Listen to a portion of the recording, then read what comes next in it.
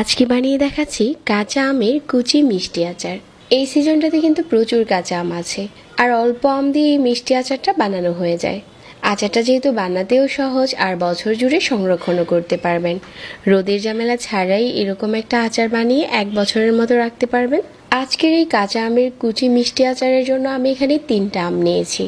আমগুলো একটু বড় সাইজের। আগে থেকে পানি দিয়ে ধুয়ে নিয়েছি। ধোয়ার পর আমটা আমি টিস্যু দিয়ে মুছে উপরে যে পানিটা আছে ওইটা ভালো করে মুছে নিচ্ছি। মুছে নেওয়া হয়ে গেলে একটা পিলার দিয়ে খোসাটা ছাড়িয়ে নিচ্ছি। সবগুলো আম আমি একইভাবে খোসা ছাড়িয়ে নিয়েছি।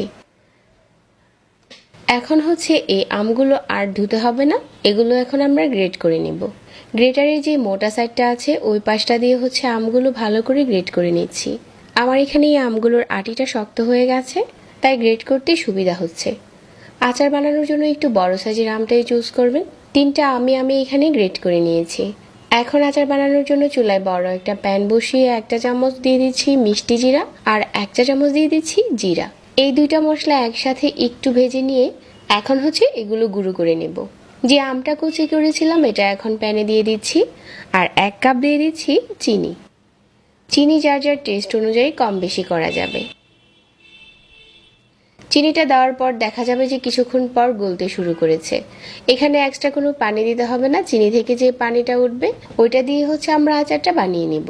তো এভাবে বেশ কিছুক্ষণ জাল করে নিয়েছি, আর এখন স্বাদ মতো মরিচের গুঁড়া আর চিমটি পরিমাণ ফুড কালার দিয়ে দিচ্ছি, যাতে দেখতে একটু দারুণ লাগে। আপনারা চাইলে এখানে শুধু মরিচের গুঁড়াটা দিয়েও এই আচারটা বানাতে পারবেন।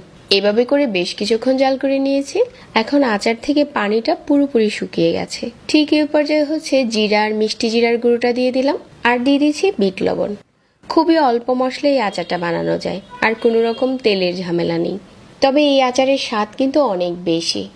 বানিয়ে নর্মাল ফ্রিজে যদি রেখে দেন তাহলে ওটা 1 বছরের জন্য ভালো থাকবে। আমাদের আচারটা এখন বানানো হয়ে গেছে। চুলা থেকে নামিয়ে ঠান্ডা করে পরিষ্কার কাচের বয়মে ভরে নর্মাল ফ্রিজে রেখে দিলে 1 বছর ভালো থাকবে। আশা করছি আজকের এই কুচি মিষ্টি আচারের রেসিপিটা সবার কাছে ভালো লেগেছে। সবাইকে আবারও ধন্যবাদ জানিয়ে আজকে এখানেই বিদায় নিচ্ছি। আল্লাহ হাফেজ।